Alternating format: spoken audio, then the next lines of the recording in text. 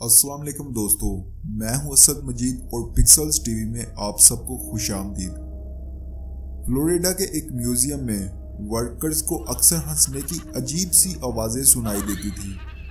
जब इस म्यूजियम में सफाई के बाद एक डॉल को वापस डिस्प्ले केस में रख दिया गया तो अगले ही दिन सफाई करने वाली एक लेडी वर्कर जिसने इस रॉबर्ट नामी डॉल की सफाई की थी, जैसे ही म्यूजियम में दाखिल होती है तो उसे ऐसा लगता है जैसे रॉबर्ट दी डॉल के डिस्प्ले केस के अंदर से कोई टैप कर रहा हो। जब इसने पास जाकर गौर किया तो केस के आसपास की जगह पर किसी छोटे बच्चे के पांव के निशान थे और रॉबर्ट दी डॉल के पांव पर लगी मट्टी इस बात का सबूत थी कि ये पांव के निशान किसी और के नहीं बल्कि रॉबर्ट दी डॉल के ही हैं। ये देखकर म्यूजियम की लेडी वर्कर इतना डर गई कि वो चीखती चिल्लाती म्यूजियम से भाग गई और दोबारा कभी वापस काम पर ना आई। ये रॉबर्ट दी डॉल कौन है, कहां से आई और उस डॉल से जुड़ी कहानियों में किस कदर सच्चाई है, ये सब जानने के लिए हमें एक सदी पीछे जाना होगा।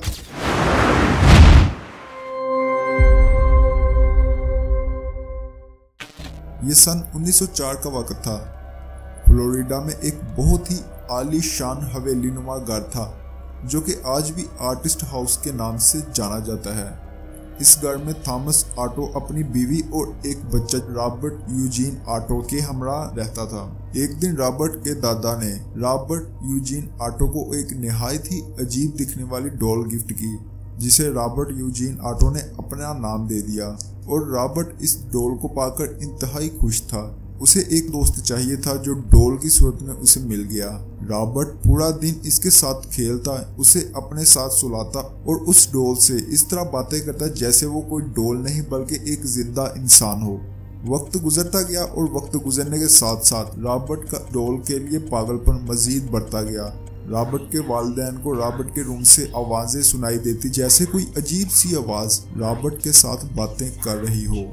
वालिदैन जब रूम का दरवाजा खोलकर रॉबर्ट से पूछते कि तुम किसके साथ बातें कर रहे थे तो रॉबर्ट उस डॉल की तरफ इशारा कर देता।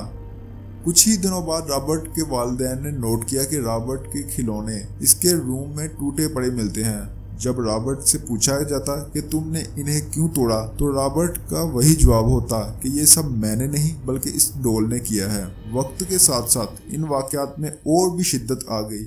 अब रॉबर्ट के खिलौनों के साथ साथ घर का सामान भी टूटने लगा। फर्नीचर अक्सर बिखरा हुआ मिलता। रॉबर्ट के वालिदैन परेशान थे कि रॉबर्ट ये सब क्यों कर रहा है, क्योंकि उन्हें तो लगता था कि ये सब रॉबर्ट कर रहा है, जबकि रॉबर्ट अपनी बात पर कायम था कि ये सब मैं नहीं बल्कि ये डॉल कर रही है। रॉबर्ट के वालिदैन को रॉबर्ट की बात पर यकीन न होता कि एक बेजान डॉल ये सब कैसे कर सकती है। और फिर यूं हुआ कि एक रात रॉबर्ट की आंख खुली और वो देखता है कि वो डॉल इसके पांव वाली साइड पर रॉबर्ट के बेड पर बैठी उसे घूर रही है। फिर अचानक से कमरे का फर्नीचर गिरने लगा, कपड़े अलमारी से निकलकर फर्श पर बिखर गए, बुक शेल्फ की किताबें गिरना शुरू हो गई, कमरे में मौजूद कुर्सियां हवा में उड़ना शुरू हो गई। ये सब देखकर रॉबर्ट घबरा गया और डर से चीखने लगा। जब इस शोर शराबे की आवाज रॉबर्ट के वालिदैन के कानों पर पड़ी तो उनकी आंख खुल गई। ये सोचकर उन्होंने रॉबर्ट के रूम की तरफ भागना शुरू किया कि हो सकता है कोई किडनैपर उनके बच्चे को किडनैप करने या कोई चोर चोरी करने की गर्ज से घर में घुस गया है। लेकिन जैसे ही इन्होंने रॉबर्ट के रूम का दरवाजा खोला वो क्या देखते हैं कि रॉबर्ट सहमा और डरा हुआ कमरे के एक कोने में बैठा रो रहा है, जबकि वो गुड़िया बेड पर टांगे लटकाए बैठी है। इस हादसे के बाद रॉबर्ट बजाय डरने के डॉल के लिए उसका जुनून और भी बढ़ गया। ऐसा लगता था जैसे डॉल ने उसे हिप्नोटाइज करके अपने काबू में कर रखा हो। अब इस असेबज़दा गुड़िया के साथ रॉबर्ट कई घंटे बातें करने लगा। इसके वालिदैन ने महसूस किया कि रॉबर्ट के रूम से अब रॉबर्ट के अलावा भी अजीब आवाजें आती हैं। जैसे ही उसके वालिदैन ये देखने के लिए रॉबर्ट के रूम का दरवाजा खोलते कि आखिर रॉबर्ट किसके साथ बातें कर रहा है तो उन्हें रॉबर्ट और असेबज़दा गुड़िया के अलावा कोई न मिलता। जब रॉबर्ट के वालिदैन रॉबर्ट से पूछते कि किसके साथ बातें कर रहे थे तो वो गुड़िया की तरफ इशारा कर देता। हालात मजीद बदतर होते गए और अब तो घर के फर्नीचर के अलावा रॉबर्ट के बाकी खिलौनों के हाथ गर्दन कटे हुए मिलते। मामलात इतने बढ़ गए कि रॉबर्ट जिस सोसाइटी में रहता था उस सोसाइटी के बच्चों पर भी इसका असर होने लग गया। बच्चों का कहना था कि जब हम रॉबर्ट के घर के सामने खेल रहे होते हैं तब एक अजीब सी गुड़िया घर की खिड़की से हमें देखती है और हमारे देखते ही देखते वो गुड़िया अचानक गायब हो जाती है। ऐसे ही दिन गुजरते गए और रॉबर्ट यूजीन ऑटो अब बड़ा हो चुका था। वो आर्ट की पढ़ाई के लिए शिकागो और फिर न्यूयॉर्क चला गया। इसकी पढ़ाई मुकम्मल होने के बाद रॉबर्ट पेरिस चला गया, जहां इसने शादी कर ली। शादी के बाद रॉबर्ट अपनी बीवी के हमरा यूएस आ गया और अपने वालिदैन के घर से अपने खिलौने भी ले आया जिनसे वो बचपन में खेला करता था। इन खिलौनों में वो असेब ज़्यादा डॉल भी शामिल थी। रॉबर्ट को चूंकि इस डॉल से बहुत मोहब्बत थी, इसलिए रॉबर्ट ने उस डॉल के लिए एक अलग से कमरा बनवाया, जहां उसने डॉल के अलावा एक टेडी बियर भी रख दिया कि वो डॉल इस टेडी बियर से खेल सके। रॉबर्ट की बीवी को रॉबर्ट का उस गुड़िया के लिए इस कदर पागलपन बिल्कुल पसंद न था, इसलिए रॉबर्ट की बीवी ने डॉल वाला कमरा लॉक करवा दिया। आसपास के लोगों ने भी उस डॉल की पुरस्कारियत नोट करना शुरू कर दी। इनका कहना था कि ये डॉल हमें खिड़की में बैठी देखती है और जैसे ही हमारी त्वचा एक लम्हे के लिए इधर होती है तो अगले ही लम्हे ये डॉल या तो वहां से गायब हो जाती है या वो दूसरी तरफ देख रही होती है। रॉबर्ट के घर आने वाले मेहमानों ने भी रॉबर्ट के घर की पुरस्कारियत नोट की। अक्सर मेहमान ये शिकायत करते कि उन्हें ऊपर वाले बंद कमरे में से किसी के चलने की आवाजें आती है। मेहमानों के सामने बहुत बार ऐसा हुआ कि अचानक से चीजें गिरना शुरू हो जाती, ऐसे जैसे अनदेखी कुव्वत इन्हें गिरा रही हो। रॉबर्ट यूजीन ऑटो की 1973 में मौत वाक़या हो गई। रॉबर्ट की मौत के बाद रॉबर्ट का घर एक बूढ़ी औरत ने खरीद लिया। जब उस बूढ़ी औरत को इस गुड़िया की पुरस्कारियत का इल्म हुआ, उसने ये डॉल फ्लोरिडा के एक म्यूजियम को डोनेट कर दी। चूंकि म्यूजियम वालों ने रॉबर्ट दी डॉल से मुंसलिक कहानियां सुन रखी थी, इसलिए म्यूजियम वालों ने इसे खुशी खुशी कबूल कर लिया। उस डॉल ने म्यूजियम में भी अपनी पुरस्कारियत का खूब मुजाहरा किया।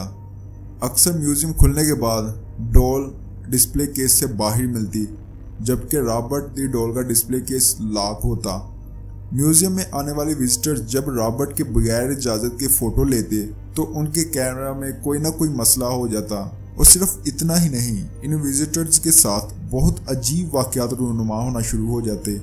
अचानक एक्सीडेंट हो जाना, बिजनेस में घाटा या उनकी तलाक हो जाती। इसके बाद लोगों ने म्यूजियम में रॉबर्ट के नाम पर खत भेजना शुरू कर दिया, जिसमें लिखा होता प्लीज फॉरगिव मी।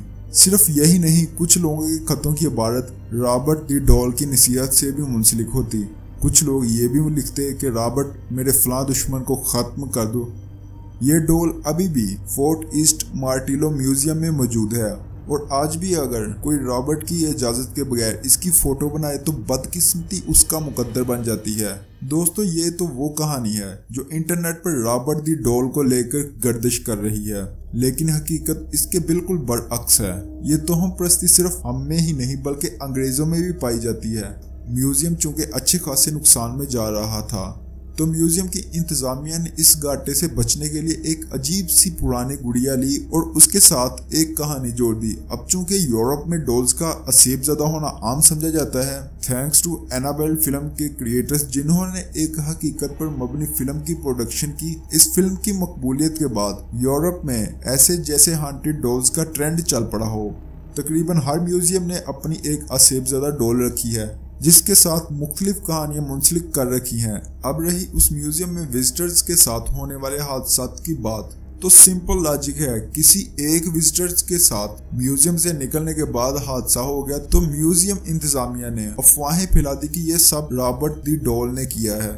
फर्ज करें अगर आप मेरी ये वीडियो देखने के बाद कहीं बाहर जाते हैं और आपका पर्स गुम हो जाए, तो क्या इसका जिम्मेदार मैं हूँगा? या आपका मोबाइल नीचे गिरे और टूट जाए, तो क्या ये नुकसान इसलिए हुआ कि आपने पिक्सल्स टीवी पर रॉबर्ट दी डॉल की कहानी सुनी, जिसका अंदाजे बयान रॉबर्ट दी डॉल को बिल्कुल भी पसंद नहीं आया और आपका नुकसान कर दिया?